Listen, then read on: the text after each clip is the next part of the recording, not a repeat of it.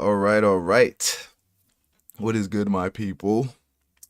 Today is the second day of the year. It's only like my third day out here type shit.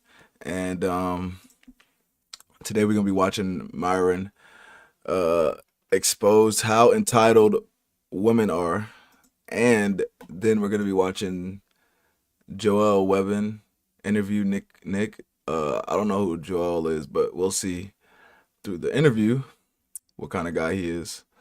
But yeah, we got a pretty nice schedule today. Nothing too crazy. I know if you saw me yesterday, you're like, what?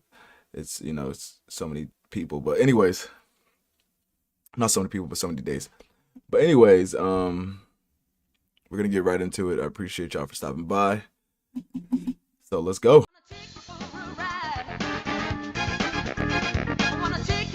The bitch shaking it, showing it. You this, you that.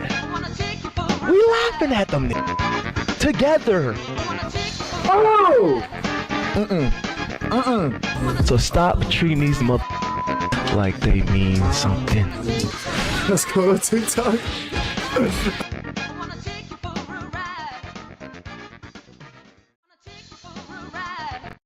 All right, bet. So the first video we're gonna go into is this one where I think Myron is talking about Natalie Nunn. I think her name is Natalie Nunn, and she was on what's his name podcast, Cam Newton. She was on his podcast, probably saying some dumb shit because she's definitely a bop. But let's see what goes on. We need to get back to shaming women for poor behavior, because you don't shame women for poor behavior, they do the dumb shit that they're doing, like you guys are seeing right now. The fact that this woman has the gall to sit there on a large-scale podcast and say a baddie is a boss tells you how backwards our society is. And then niggas wonder why so many women are just not marriage material or relationship material. This is why. This entitled, bratty, masculine, rambunctious, rude, petulant attitude is considered acceptable by mainstream society. And not only is it considered acceptable, it's not condemned whatsoever or shamed. Yeah, and that's the big problem, is that most of these bitches are being taught to be like this. Even if they do have dads, their dads aren't teaching them any fucking like real respect or how to treat a man or how to keep it. They're not teaching them none of that. They're just teaching them how to fucking run their mouth. So this went viral. I wanted to react to this the other day, but I didn't get a chance to. This is Cam Newton doing an interview with Natalie Nunn. Okay. Now, I'm trying to remember who this is, Natalie Nunn. Hold on one sec. Let me look this up real quick. How old is this chick? She's 41 years old? Nigga. Jesus Christ. 41? Talking about baddies is a boss. I'm trying to tell you, like, all these older women are like stuck in this 18-year-old mindset of have fun, YOLO, and all this dumbass shit. It's crazy. It'd be the older. I'd be like, yo, you're like almost 100. What are you talking about, YOLO? American reality TV personality, best known for being cast on the 4th season of the Bad Girls Club. Okay, I never watched that TV show, so I don't know. Okay, so she was a part of Bad Girls Club. She was born in 1984. Bruh, this was born when Thriller came out, nigga. God damn. Yo, she was born when Thriller came out, bro. What the? Hold on, let me double check this. Oh, it's 1982? Hold on. Where's 1982 cover? So what came out in 84? Oh, Jordan's rookie year. My bad. Who was around for Jordan's rookie year? Because I think Jordan's rookie year was 1984. Bro, what the? Okay. Yep, 19. Yeah, let's go. I knew it. She old as hell, man. All right, let's watch the clip here real fast. For the folks that don't understand, what is a baddie? I mean, a baddie is a lot of things. But So we asked her, what is a baddie? Mind you, this woman's 41 years old, chat. Right, bitch said a baddie is a lot of things. What do you mean a baddie is a lot of, like, what? my true definition of a baddie, you know, Everybody, and that's another thing. Everybody has their own definition, so there's no real definition, so it doesn't make sense. a boss, you know, the boss. This is as simple as that. Simple as that. That's all she could have came up with, because she couldn't think of nothing else, because she's they're nothing else but hoes. What else could I say? All we do is shake our ass and fight. We're bosses, duh. Yeah, like you running the show, you running it. Stupid. You the boss. people respect you as the boss. People see you as the boss. People know you're the boss. You know, What's the biggest misconception of a baddie? that all we do is fight. That's insane. I mean, we do fight. I mean, everybody fights. Really? Yeah, you Bitch said everybody fights. Jesus. fight too. I saw you fighting that mascot. So everybody fights, but that's not like, come on, that's not the I only wasn't thing. fighting the baddies do. mascot. It was But- like no, but you swung on the mascot. I died. Swung it on the I want to mascot? cast you on Bad Boys for real when you did that. I say oh my God, I love that. you weren't supposed to see that. But I seen it because everybody's seen it. It's like the most viral thing. Like, are you kidding? What's the male version of a baddie? Like the mascot hit your hat and then you. You saw that? Yes. But I'm saying, like, I'm what's saying the a male male version? That's a bad boy. That's bad like, boy. right there. You was not playing about that hat. No.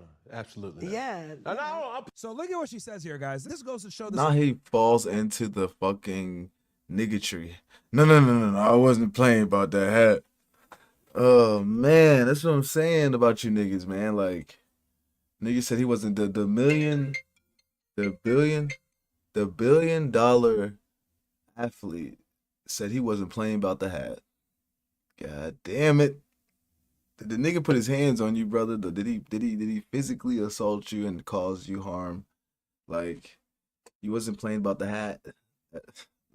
Come on, Cam, don't let her trick you. State of America that we're in now, right? So he asked her a very simple question. I mean, a baddie is a lot of things. But in my true definition of a baddie, you know, a boss, you know? Okay, so a baddie to her is being a boss. Let's be honest here. What is a boss? A boss is supposed to be someone that's a leader. What is a leader? A leader is someone that is the authority over an individual or a group of people. Okay? Does that sound feminine to you, chat? Nope. No, that sound like a loving, nurturing female? Nope.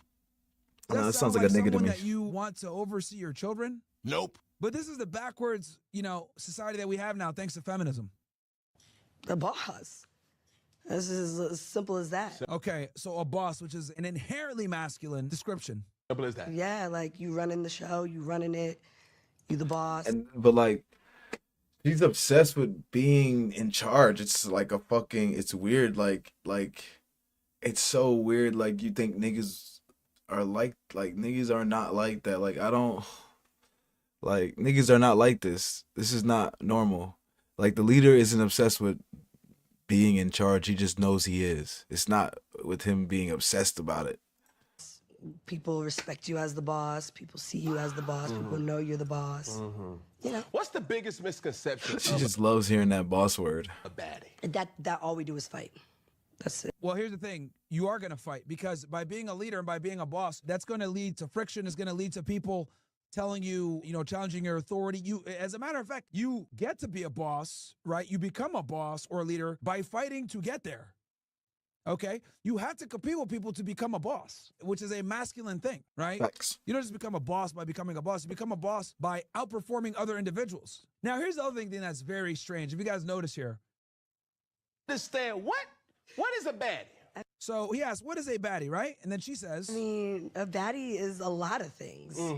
But in my And true definition of a baddie, you know, a boss. okay, and remember, keep in mind, guys, that he's referring to a woman while he's asking this. He's obviously framing this from the context of a feminine perspective, a woman that's a baddie, right? And she says a boss. Let's go into a dream world real quick. she smokes. So he asks her, what is a baddie? Obviously framing it from a feminine perspective. And she says, oh, a baddie is a boss. Now, I want you guys to kind of reverse the roles here real quick. And imagine a dream situation. Let's imagine Cam Newton is in the chair, and this girl, Natalie Nunn, is asking him the questions. And Natalie Nunn asks Cam Newton, what is a stud? And he responds, oh, a princess. Wait, what? I want you guys to really envision this shit because I want you guys to understand where we're at in 2026 and where we're going. You guys need to understand this shit, okay? Listen very clearly. Now the roles are reversed. This Natalie is interviewing Cam. She asks him, what is a stud? And he responds, a princess. What the do you think would happen? Nigga get fried to death. Niggas would make fun of him to the end of time. That would be the biggest meme forever. Niggas would always use that shit, and niggas would clown him. They'd be like, he's gay. We look at him like, This yo, get This- this nigga out of here, this get right? Like, yo, give this get nigga this the maggot out of here. What? That is a stud? A princess? Now, more than likely, we wouldn't even let him finish the sentence. We would laugh him off the show. He would get cooked. He would get roasted. Rightfully so. Because being a stud and then juxtaposing that with a princess doesn't make sense at all. Women, for some odd reason, think it's appropriate to tell you that I'm a baddie, but I'm going to act like a man, and you got to accept that shit. And this is the frame that I have to explain this shit to you guys so you guys know that this is completely unacceptable. Any woman, right, that And this is literally what I was saying about yesterday when we was watching that clip. How are you gonna tell men what they're supposed to do when your job is to sit and be quiet? You can't tell a nigga what he's supposed to do when your job is to shut the fuck up. How are you doing your job? That doesn't make any sense. gives herself these masculine identifiers or descriptions or adjectives, whatever the you want to call it, okay? You need to think to yourself like, ill, no thank you. We're good off that. We're not interested in that. The problem is that we don't hold women accountable for saying stupid shit like this, ever. We never do. We never do. We let them get away with saying dumb shit like, I'm a bad, who you talking to, nigga? We let women get away with behaving like men, and we never say anything to them after. And it's ridiculous. It's ridiculous. We need to be able to call out the bro. So when this dumb chick, Natalie Nunn, is over here saying, I'm a baddie, and then he asks, tell me what a baddie is, and then she goes ahead to describe a bunch of masculine tendencies and traits, like, we can't accept that shit. We need to say, this is disgusting. What the is wrong with you? Because I'll tell you this, with that same scenario I just gave, spin it back. If she asked him, what is a stud? Or what is a man? And he said, a princess, we'd be laughing that nigga out the ooza. We laughed that nigga off of YouTube. Did he just use my file sound though? Hold up. We laughed that He nigga sure off did. of YouTube. He sure fucking did. Wait. I'm trying to The tell women would you. condemn him. They I would swear I had that shit first. There's parameters. I swear. Roles that men are supposed to hold to. Okay? Men are supposed to behave a certain way. And if they don't behave a certain way, let's say they act a little sussy, they act a little flamboyant, a little zesty, what happens? They get roasted. Rightfully so. When men behave like women, they get cooked. They get roasted. They called emotional, zesty. And that's why men who get bitches don't act like women, because they know what's gonna happen when they do. You see what I'm saying? Men who actually attract women don't act like them because they know that's not what women are attracted to. So there's consequences for men who act like women. Do you see what I'm saying? But there's no consequences for women who act like men. Oh my God, I'm a fucking... Perfect. Whatever, right? But when women act like dudes, nobody says shit. We need to get back to shaming women for poor behavior. Because you don't shame women for poor behavior, they do the dumb shit that they're doing, like you guys are seeing right now. The fact that this woman has the gall to sit there on a large-scale podcast and say a baddie is a boss tells you how backwards our society is. Yo! And then niggas wonder why so many women are just not marriage material or relationship material. This is why.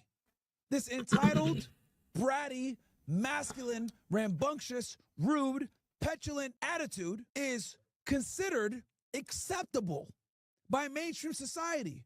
And not only is it considered acceptable, it's not condemned whatsoever or shamed. One thing that feminism has done a fantastic job of doing, and I talk about this quite a bit, but I gotta say this. No, and it's not shamed and it's amplified. That's what he forgot to add. It's also amplified because of the simps that reaffirm the stupidity that they already have. Again, for you stupid niggas, you guys remember this shit. Perfect. The purpose of feminism, guys, wasn't to make women equal, okay? That's like the end goal, but that's not what they actually did. Let me explain what they actually did. What feminism really did was eliminate shame, okay? That's what feminism really did. It eliminated shame because women's kryptonite, the female kryptonite, is shame. Why is shame the female kryptonite? The female kryptonite being shame is because of this. Women don't have the ability to physically defend themselves. Do you understand that? Okay? I don't care what anybody says. I box. I train. I go to the gym. Shut the fuck up. A 10-year-old boy can probably beat you up.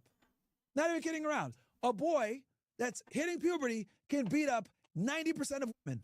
Okay? 13-year-old boy will be Mike Tyson on these. Bong! All over the place. They used to take I don't know if it was the Romans or the Greeks, but 13-year-olds were very normal. They were like normal in the army. So they was normal in the army. I don't know why you niggas think you can fight them. Women can't fight. They got no hands. Stupid. Okay? If you don't believe me, next time you see your sister or your mom or your aunt, throw a football at them. Hey, think twice. Whoop. Or think fast. Whoop. Throw a baseball. Hey, catch. Whoop. You know what's going to happen? Oh, God. They got no athleticism, okay, at all. At all. God. They're inferior. Sorry, it is what it is. Physically, they just don't have the same capability to assess spatial differentiations. They just can't. This is why men are builders, etc. So going back to the shame thing, the reason why shame is so powerful with women is because if you shame someone, they're threatened to be removed from what? The herd, the group, okay? Women are communitarian by nature. By being communitarian by nature, that means that they need the community to survive. They're not like men, okay? They cannot stand up for their belief system via violence. Men do that. This is why every single revolution was led by men. So shaming a man doesn't have the same prowess and power as shaming a woman, okay? Because when you shame a woman, the threat of her being removed from the community is damn near a death sentence for her. So what feminism really did was remove they're communitarian. shame. You don't want to be a mom, we're not going to shame you for that anymore. You want to enter the workforce, we're not going to shame you for that anymore. You want to be we're not going to shame you for that anymore. That's what feminism really is. It is the removal of shame from conventionally unflattering behaviors and characteristics of women. Okay? And this is why feminists and progressives and all these other don't like to debate me, because I will destroy anybody on this topic. Okay? No one has talked to more women, understands how they think better than I do. That is what feminism is. The end goal was to make them equal, but to get to that end goal of making them equal, we needed to remove shame. Shame is the most powerful tool against women. It's why religion used it. It's why society used it. It's why families used it, cultures used it, etc. But when you remove the shame, what the is left? Dumb like this, bro. Yep. Sodom and Gomorrah. To sit there with their alcoholic drink with a pound of makeup on their face, 41 years old, talking like this. Talking about I'm a baddie on God, like, and that's what be killing me. They be having the whole mask. This is a mask. This is a fucking mask right here. Like, imagine if niggas walked around without a mask on. Like, we would never. Yo, this is crazy. Now these pictures are crazy. We won't even get into them. But nah, like, you wearing a mask all the time and swear you a baddie. That is a fake bad bitch right there. A bitch that gotta wear makeup all day, gotta wear a wig, fake hair. This is not her hair. Fake nails. This is just disgusting, bro. And unfortunately, we don't have shame anymore in society. We let these bitches run around and do whatever they want. That's the only thing that would save them too, is that shame. Because again, like Myron said, if they were shamed out of the community and the community wasn't fucking with them, they would eventually have to do right, because they would die. They wouldn't be able to survive without the community. So, oh man. Bop of the year right here. 41. Imagine 41 talking like this. I'm a boss. 41 years old. Oh my God. All right. Now let's get into this Nick times Joe. What's his name? Joel Webbon. All right, but yeah, Nick times Joel. Yeah, let's see what they're talking about. An episode of a 10-part series with perhaps the most controversial man in America.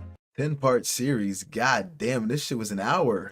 Namely, Nicholas J. Fuentes. Now, the whole series will eventually be made public right here, with one new episode dropping each week on Wednesday. And we're not just talking about Nick's childhood experiences or what he did in college back in the day. No, we're focusing our exclusive attention on what Nick believes. What is it that Nick really thinks about race, women, Trump, Israel, Jews, masculinity, and even more?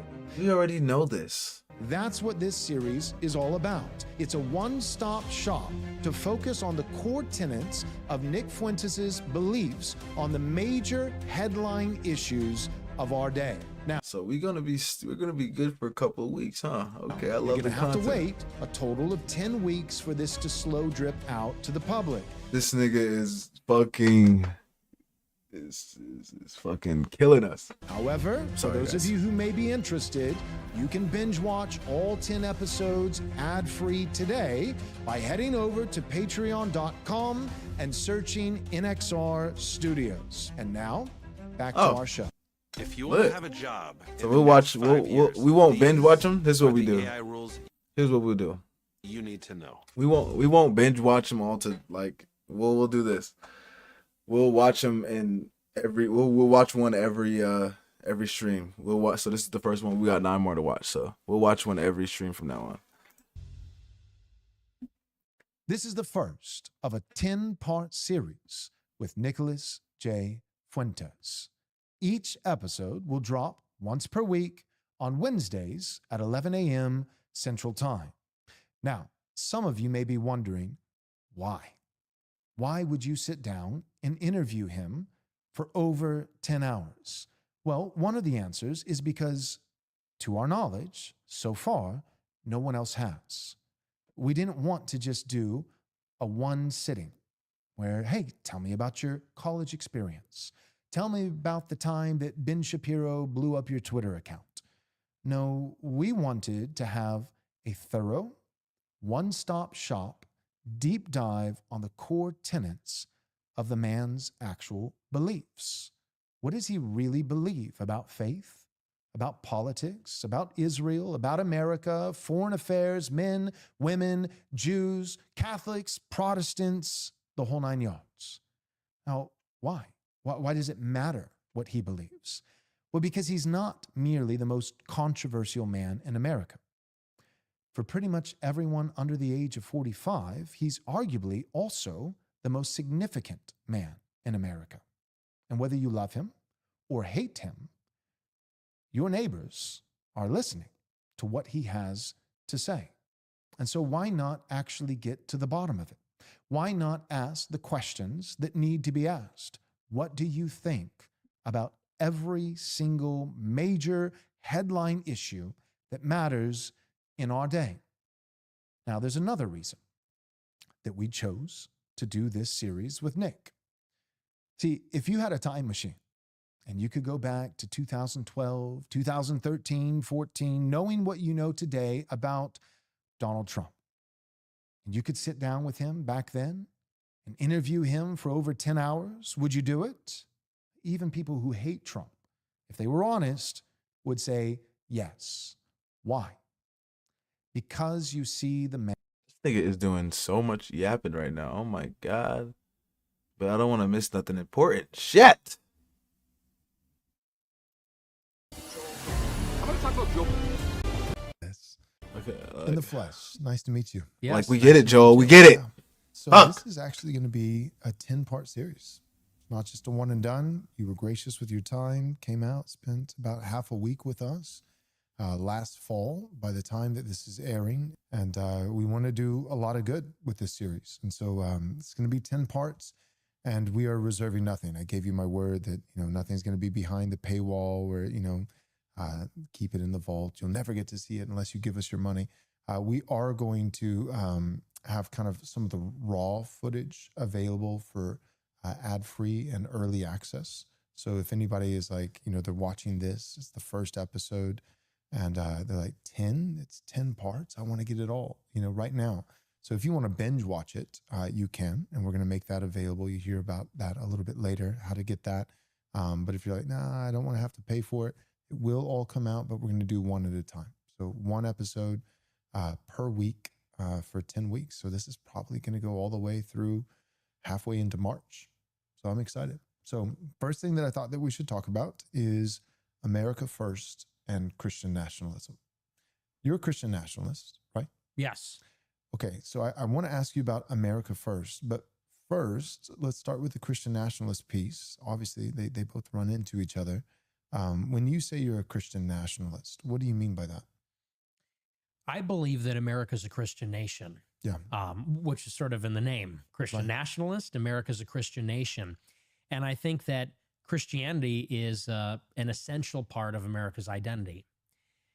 Fundamentally, I think that America should have a Christian government, is what I think that ultimately comes down to. Amen. And if you want to get very specific and detailed about it, I believe that only Christians should be legislators, judges, and in the executive branch. Amen. I think that I agree with this statement. Because it only makes sense. Why would we put anything else? Because they're going to do what they're doing now, which is fucking degenerate and degrade our society to shit. So I definitely agree with this. if Christianity is right and true, if God has a law, then our government should follow that. I think that's historically our identity. I think that's the truth. I think that's consistent with what our civilization is. So I would start there. I think that we should have a fully Christian government. What do you think? I agree wholeheartedly. Lex Rex, the law is above the king. I'm actually comfortable with the king. I think just because of America's founding and history, I think we could functionally get there, but I don't think we would ever call someone a king. You know, it's just not in our blood as Americans. There's an aversion to that. But even if there was a monarch, the law of God is still ultimately the ruler. Lex Rex, the law above the king. In terms of the law of God, you know, we have all these statutes throughout the Old Testament, and then many of them restated and some new ones in the New Testament. But the summary of the law would be the Decalogue, the 10 Commandments, Exodus chapter 20. That really summarizes the law. And then Jesus summarizes it even further when he says, you know, the first and greatest commandment is to love the Lord our God with all our heart, soul, mind, strength. And the second is like it, that we should love our neighbor as ourselves. All of the law, he continues, and the prophets they rest on these two commandments. So the way I see it is, you know, Jesus is love God, love neighbor. That being a summary of a summary, being the Decalogue, the 10 Commandments. The 10 Commandments, there's 10 of them, but really they fall into two tables. You have the first four, the 10 Commandments. Now I know Catholics and Protestants, we count them a little differently, but in the Protestant case, it's the first four of the 10 Commandments are in regards to how to love God. Have no other gods before me. Don't make graven images. Don't take the Lord's name in vain, and remember the Sabbath and keep it holy. The next 6 is love for neighbor. And it's honor your father and mother. Don't murder. Don't commit adultery. Don't steal. Don't bear false witness, and don't covet. And so Jesus says, love God, love neighbor. The 10 Commandments, this is how to love God with a little bit more specificity, and how to love neighbor. And then everything else, all these Old Testament civil statutes, they ultimately fall underneath one of the 10 Commandments, whether it's a parapet around the border of your roof, right? You have to have like this railing. Well, they don't have HVAC during the summer months. They're sleeping on the roof, and you're loving your neighbor by making sure he doesn't fall off in the middle of the night and break his leg. You know, so even that you can root to the commandment, the 6th commandment, thou shalt not murder. Stated in the positive sense would be thou shalt protect and esteem the safety and dignity of human life.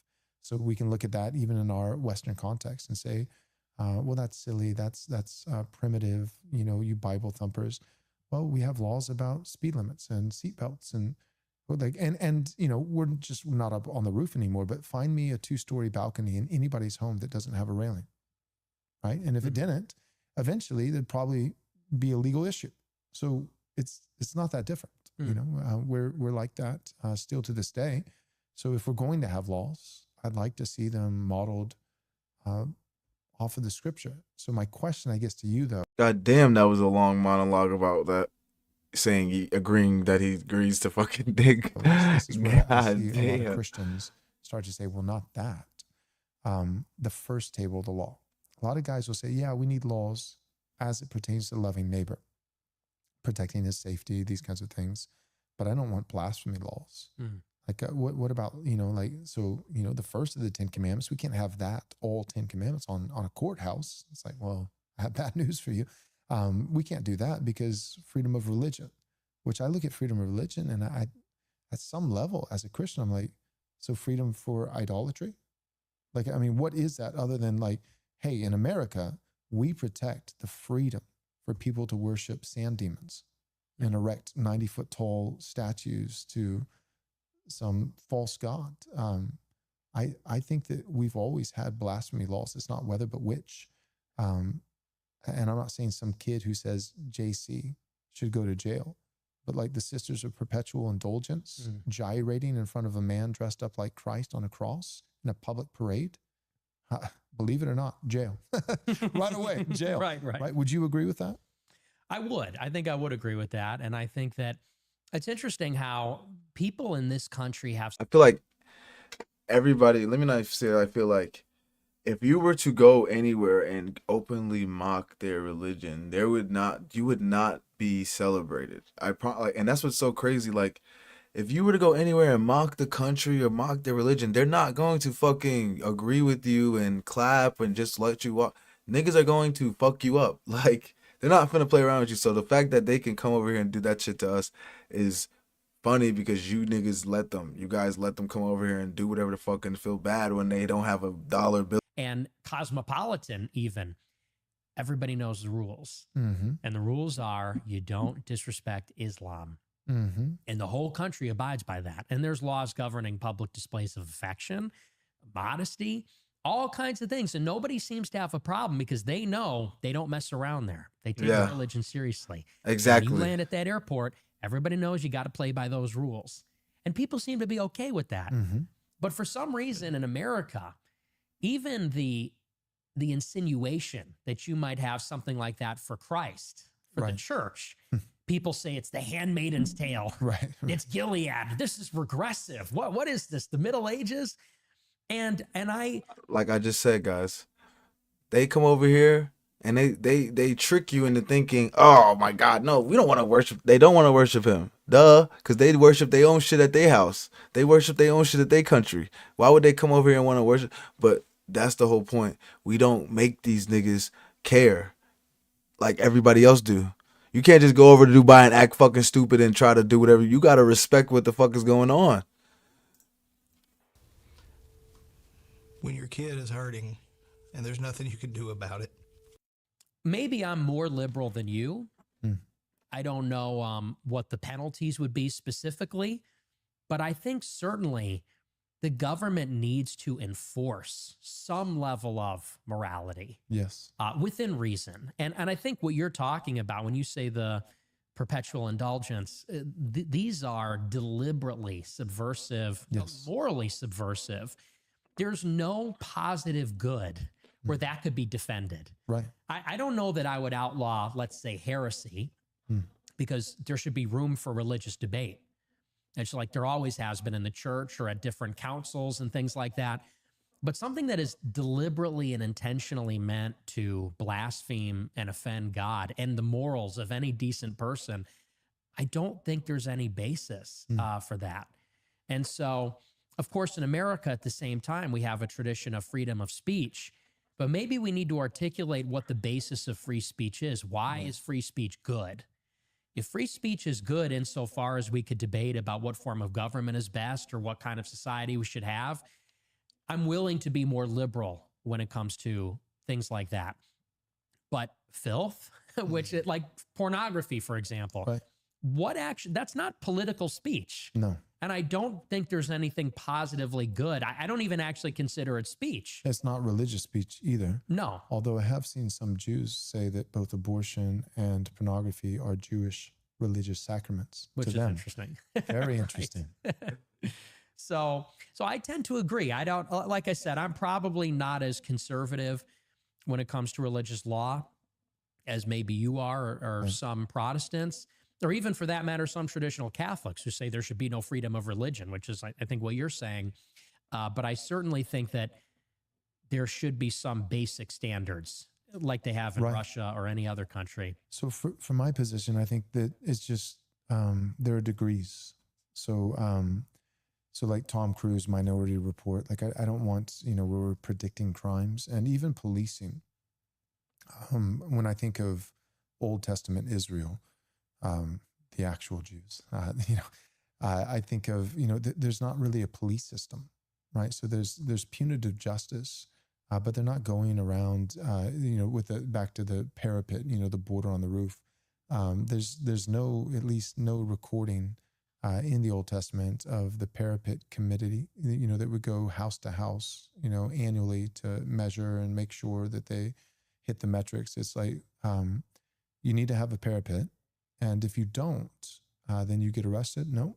If you don't, then you're liable if something happens, right? So if you don't have a border on your roof and nobody ever gets hurt, no harm, no foul. If somebody does get hurt and you had a border, then it's on them. If they do get hurt and you didn't have a border, now you're liable. The same with like a bull, that's accustomed to gore. Well, you could have a violent bull, but if nobody gets gored, you're okay. But if they do, and you've already, like you've known, and that can be proven in a court that you knew that this was a dangerous animal, and it hurt someone, then it's not just that the bull is stoned, according to the Old Testament, and so is the owner. Personally, the general equity of that principle, I'll get some flack for this, but I'd apply it to pit bulls. You can have a pit bull, but that dog is genetically bred in such a way that it is extremely dangerous, especially to children. And so you can own a pit bull. In America, I'd say that you can own a tiger if you want. But if you own a golden retriever and it has a really bad day and does something, tragic, the golden retriever is put to death, and you're probably going to have to go to court and those kinds of things, but I don't think you get locked in jail. But you have a pit bull that has that reputation, and the pit bull kills, 2 little 5-year-old girls. The pit bull gets put down, and so do you. That would be my position. So I say all that Makes to sense. say, one, there are degrees, but That would two, make niggas take more time into paying attention and actually caring about what's going on with their fucking animal than being a dumbass and everybody's just being willy-nilly. Oh no, they just killed, because 2 5-year-olds are more important than a fucking dog. Okay, I tell you that right now. two, also just the system itself, it's less of policing. So there's actually a lot of freedom. Like people are like, well, I don't want the government, to tell me what to do in my bedroom.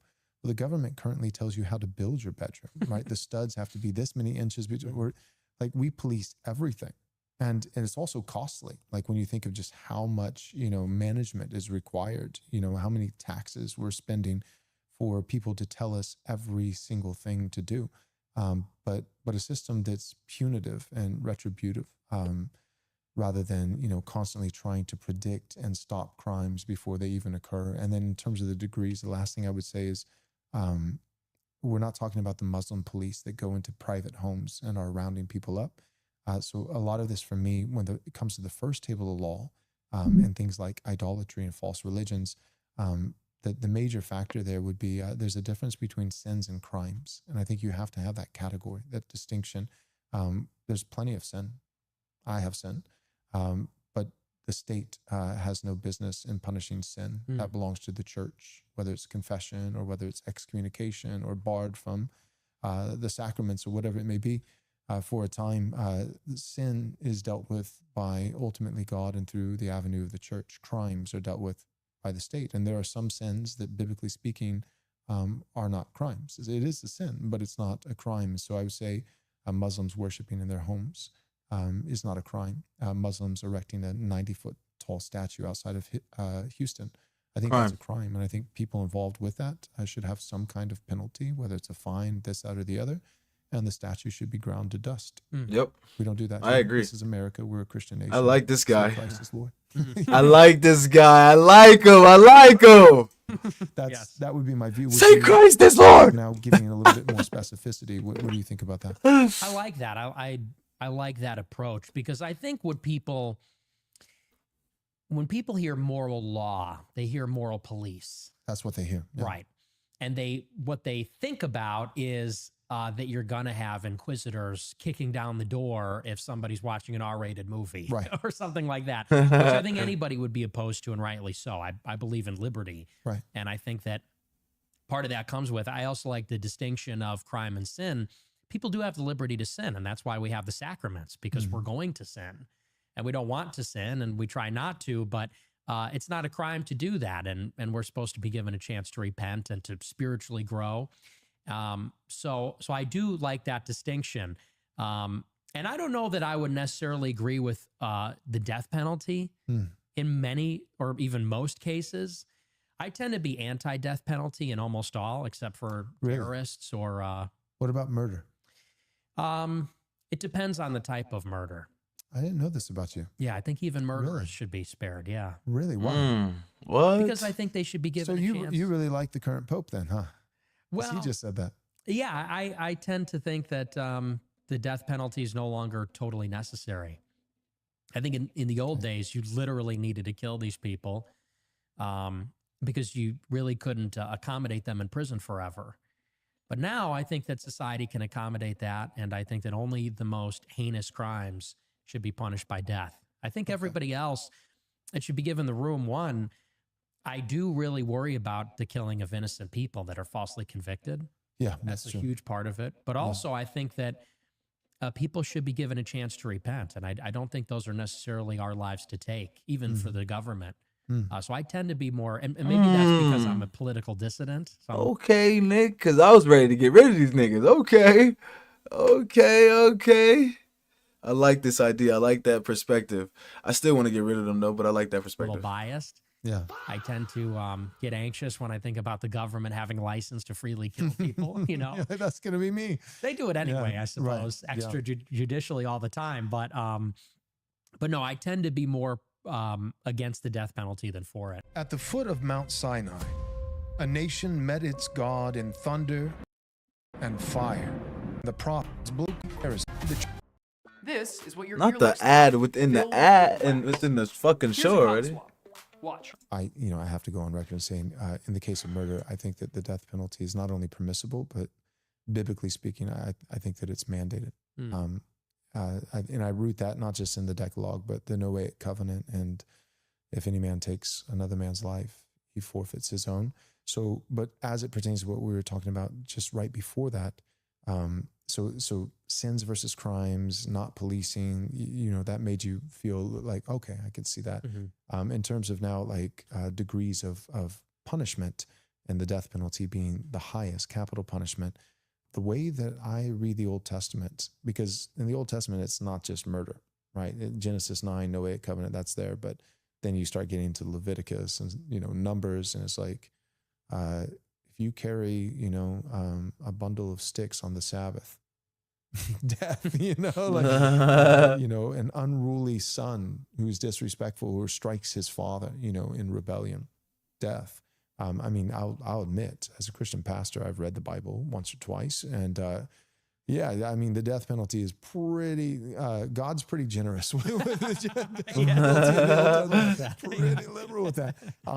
And one thing that really helped me, I remember reading one theologian, and his name is Rushduni, and he talked about so think of it like this: the state of Texas, like you'll see, don't mess with Texas, which sadly I can tell you, you can absolutely mess with Texas. Texas is pretty limp-wristed, sadly, but don't mess with Texas, don't litter, and you'll see the signs, and it's like littering can be penalized up to. And so it's like the implication is there's a scale. And so it's like up to $5,000 fine or, 2 years in prison. But I personally, I don't know about you, but I don't know anybody who's currently doing hard time, for throwing away a candy wrapper out of the car window. But I think the reason it's there is because even though it seems silly, like nobody would do that. I mean, there are some actually retarded people in the world who might. I think of the repeat offender, so it's like, it's one thing if it's like, you throw a candy wrapper out. But like, what if you've been pulled over, 47 times this year for littering? And then you got bigger and bigger to where you're like, you're burning all of your trash and rubber tires in the backyard to own the libs, meanwhile you're literally destroying the earth. And then, and it's just more and more. Well, eventually it's like, yeah, I think you actually should go to prison.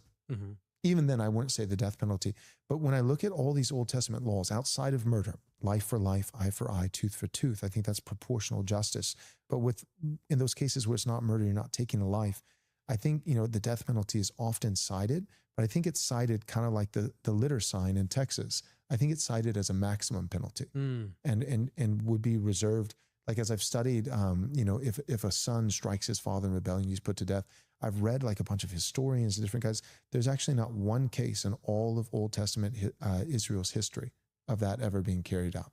So it's like, here's this law, and I don't think it's just that it wasn't enforced. I think they knew, right? We have what's in scripture rated. We don't have all the side conversations and things like that.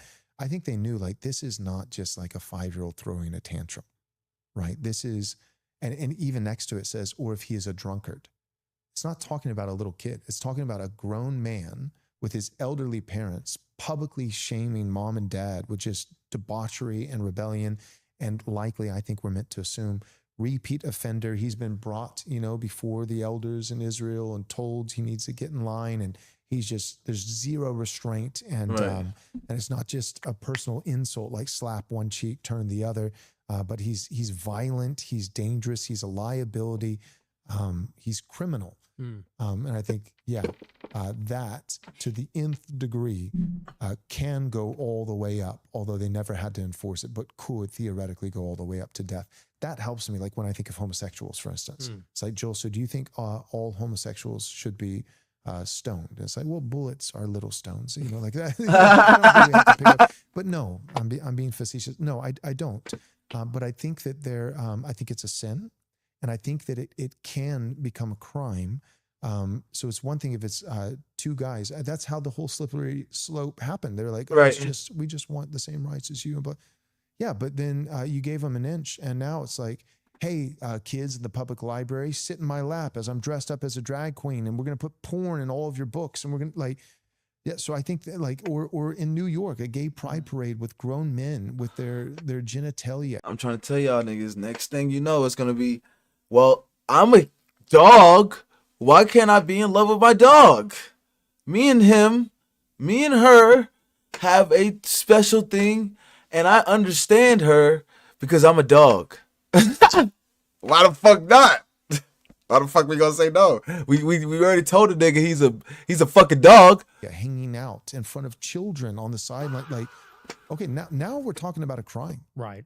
And even then, I'm not saying immediately it has to be bestiality, a crime, some kind of penalty, and then are they so brazen they turn around next year and do it again, and do it again? What do you do if it's like the 10th year anniversary? They've been doing it for a decade running. Every single time you find them or you did it, like eventually there has to be a harsher penalty. So that's even that. I know a lot of our listeners would be like, that's hardcore, but like I think it helps, honestly, because a lot of people will point to the Old Testament, God's punishment. They'll say he's severe, he's too harsh. I like fleshing this out, if nothing else, just to defend the character of God. That like God actually isn't harsh. He knew what he was doing. He knew what he was thinking. And there are conceivable, even in our modern society, there are conceivable situations. And our mind immediately goes again to the 5-year-old kid who said, Dad, I'm mad at you. That's not what the Old Testament was talking about. Any thoughts on that? Imagine being able to I like this guy. Just by thinking about I like him a lot so far. 44.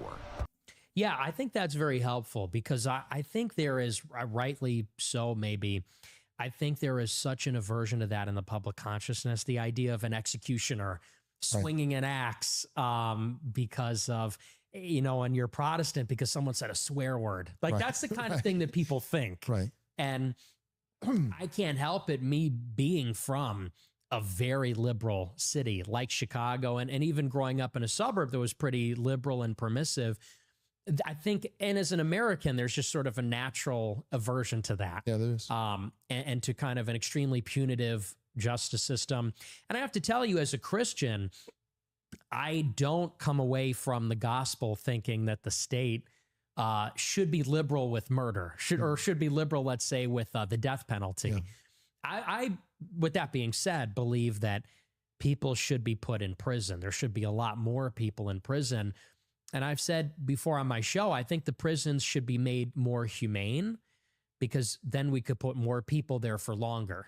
The reason that we don't like prison a lot is because the prison is like, you can die in prison. You get raped in prison. It's inhumane in some ways, but I think that we should make them maybe more modern and nicer so we feel comfortable sending people there so that they can be rehabilitated. I do believe that we should have a society that's forgiving, but I also agree that what you're describing, I don't think anybody has a problem with in principle, which is that people that cannot get along in society should be removed from society, whether that's put in a box forever or whether they get the death penalty or banishment. Or Fuck ostracism, that. banishment, Can't trust exile. that. And we need to see where that nigga's at, because that nigga might be harboring some type of resentment. And this is what I'm saying. We go to sleep, we not worried about that nigga. We just banish this nigga. We thinking about what's gonna happen tomorrow. This nigga thinking about us. He fucking can't go to sleep at night. He hate us. Anything like that.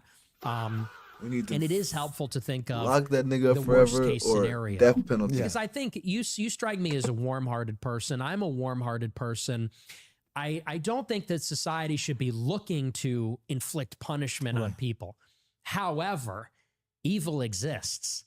And it is instructive to think of the worst case examples. Like as a Catholic, I think of Satanists who will go and steal one of the blessed hosts. They'll go and steal the bread during the mass and use it in a black mass or to desecrate it. And someone who is doing that, I think, should get the death penalty because that is the body of Christ. So, maybe coming at it from a different point of view. Different point. I can understand it but more. I do appreciate that, although we have different views on the sacraments. I do appreciate that because that's not the Satanists physically hurting any person, neighbor, but that's actually a desecration of God, according to the Catholic view. So that would be a first table, like love the Lord. Right. And I appreciate that because even among Protestants, like I've gotten a lot of pushback, a lot of Protestants who are like devout in love the Lord and want to see America be a Christian nation. There's just something in their American DNA, and I would argue modern American, because America wasn't actually always this way. America we had blue laws, Sabbath laws, we had blasphemy laws, right? So it's not even just once upon a time in Israel. No, it's like it's been done before, it's been done recently, and it's been done here. Right. It actually is American. Actually is. Hasn't been for a little while, but actually is. But yet what I'm saying is that a lot of these Protestants who really love God, I'm not questioning that, and really want the country to be Christian, they still, anything within the first table. So they would differ from you. They'd be like, yeah, murder is capital punishment. But the example that you gave, like something that's exclusively only a desecrate, blaspheming the church, blaspheming Christ, they would say, well, yeah, that's really bad, and that should be frowned upon. But the state has no business enforcing any kind of moral law of God within the first table of the law. Love the Lord your God. Don't make any graven images. Don't take his name in vain. Remember the Sabbath. And the fact that you actually have like a case study that would fall in that category. Pretty cool, huh? That's the laser strike system from us here at Vanish. This little bullet drops into just about any. Is based. I like it. Good. So well, yeah, because that's something that can never be excused or pardoned with good intent. Nobody would accidentally, that is so intentional and so malicious. Nobody would accidentally conspire to take the Blessed Sacrament and desecrate it in an evil ritual by accident or with good intent that's just evil. Yeah, I can see a couple Protestants doing it. Yeah, I suppose. Just because they're like, how dare you? You're extremely anti-Catholic, sure. Right, yeah. Yeah, so I could understand that in some cases. I just think it's also important to preserve, like, let's be honest, and I agree with you, 60 years ago, we had some very intense laws on the books about sodomy, about race mixing, about blasphemy. Pornography was effectively illegal for a long time. There was a case with Larry Flint, which is what made it more permissive. And I think that we've clearly just gone way too far in the opposite direction. Yes. I don't want to go back to the Middle Ages. I don't even necessarily want to go back to the 1800s, but I think that we have definitely just gone so far in the opposite direction where anyone can recognize, you go into the city square and it's nudity, weed, public intoxication, public displays of affection. And by that, I mean, in some cases, people are having sex openly in public. People are naked protesting in Portland. And this is not That's what I was talking about the other day when the females was outside with their titties out. a decent society we want to live in. And I agree that once it crosses into scandal, scandalizing others, children. And guys, I have no problem with you doing what you need to do. But you need to be doing that shit at your crib. We don't need to see you doing that shit, okay? Take your funky ass to your house. You want to be a maggot, be a maggot at your house. I don't want to see you being a maggot and outside. Sorry, that's not how the world works, okay? It's offending other people, trespassing on the commons. I think that does then become subject to the law. Yeah. And I like what you said even about that slippery slope. They talk about the privacy of their own homes. It's sort of paradoxical because they were never arguing for discretion. They were never arguing for let us be private. It was always, and whether it was homosexuals or anything for that matter, they wanted to bring it out into the public. Correct. And for it to be tolerated, openly acknowledged. And so it's sort of strange because that's the argument people always use is, well, what about privacy? I don't think anyone has a problem with discretion and privacy. They have a problem with what it is now, which is loud and proud, public, vulgar for the sake of it, transgressive and offensive, provocative for the sake of it. And why would a decent society tolerate that? And predatory. Yes. With children. Yeah, malevolent. Yeah, I agree. Last thing that I would do, like, as you know, I would absolutely call myself a Christian nationalist, and I helped, you know, with a group of guys and writing a statement on Christian nationalism a few years back. Last thing that I would do, there's a million things, but, you know, big macro picture. So legislation, laws, we've talked about that. I think, you know, one of the not so rare, sadly, founders, L's, is I think they should have more explicitly named the Lord Jesus Christ. And so I actually like the Constitution. I don't think that we can, I'm not hopeful that we can get back to it. You know, that'd be great to just Constitution even harder, you know, but it just hasn't been working out for us for quite a while.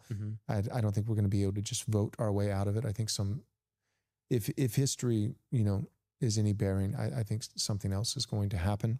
But I do like the Constitution. I think you would have to get back to authorial intent with the First Amendment and those kinds of things, you know, like Congress shall make no religion. So, yeah, so Congress at a federal level, no, I don't think that the state can come and say, we're going to have a national church and it's going to be this particular stream. It's going to be Episcopalian, and all the Presbyterians and all the Catholics and all the Baptists are going to be punished. I think that's un-American. And I think that was probably included in the realm of thought of the founders. But what was probably not their authorial intent that they weren't thinking about at all, I don't think they could even conceive of like millions of Hindus. You know what I mean? Right. Millions of Muslims. Right. When the First Amendment was written, I don't think they were saying, we want to make sure that in Minnesota, an entire town could be overrun by Muslims, and they could set up, you know, statues and have prayer sirens and calls to prayer. If they knew that was going to happen, I think like the First Amendment would look like. And then they come over and say, why can't we? Why can't we? Yeah, go over there and try that shit. Stupid motherfuckers. A little bit different. That's why, you stupid. So when they say freedom of religion and those kinds of things, I think, you know, I've read even some commentators on that. Like, right, when we talk about freedom of religion, we meant freedom to take your ass in your house and pray to you, whoever you think is God, not to come build a goofy ass mosque in the middle of the city.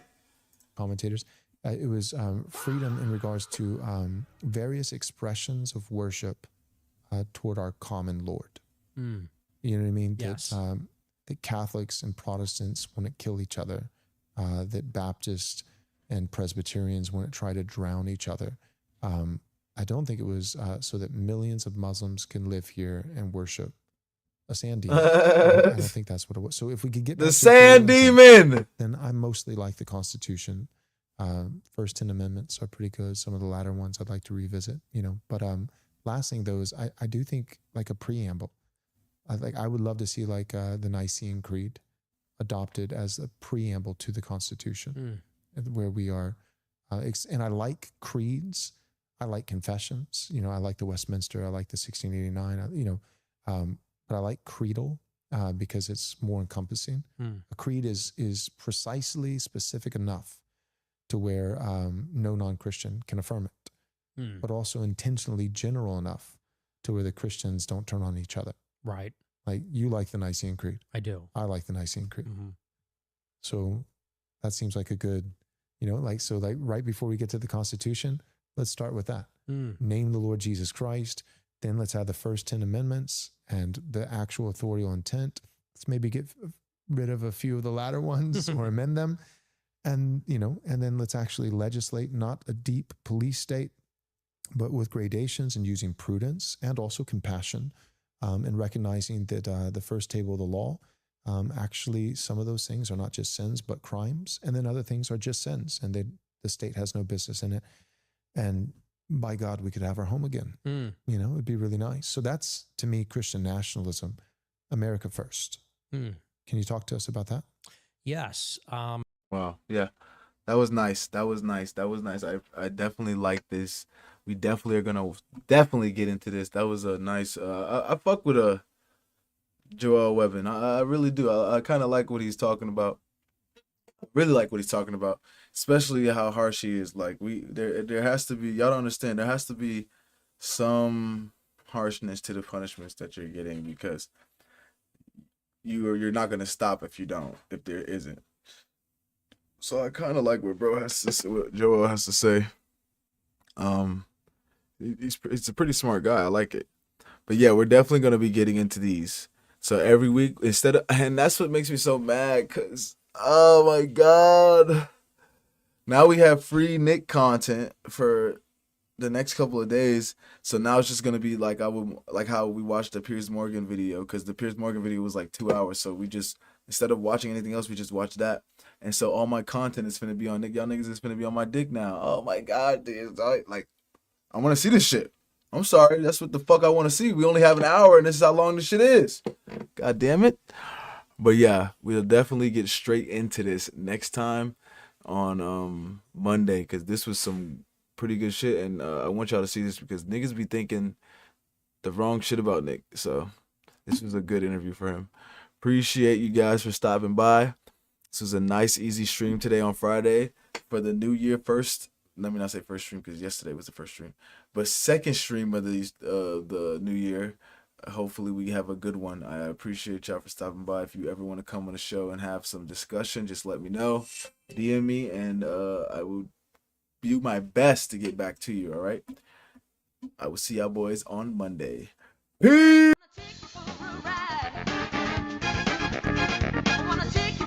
The bitch shaking it, showing it. You this, you that. We laughing at them together. Oh! So stop treating these like they mean something. Let's go to TikTok.